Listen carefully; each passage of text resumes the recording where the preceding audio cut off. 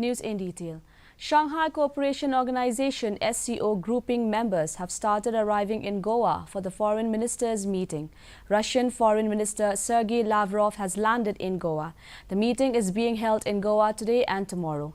This morning, External Affairs Minister Dr. S. Jaishankar held meetings with SCO Secretary General Zhang Ming. Dr. Jaishankar appreciated his support for India's SCO presidency and added that the Indian presidency is driven by a commitment to secure the SCO. He laid down the key focus areas including startups, traditional medicine, youth empowerment, Buddhist heritage and science and technology. The Shanghai Cooperation Organization is an 8th-member multilateral organization established on 15 June 2001 in Shanghai. Member states of SCO are India, China, Kazakhstan, Kyrgyzstan, Russia, Pakistan, Tajikistan and Uzbekistan.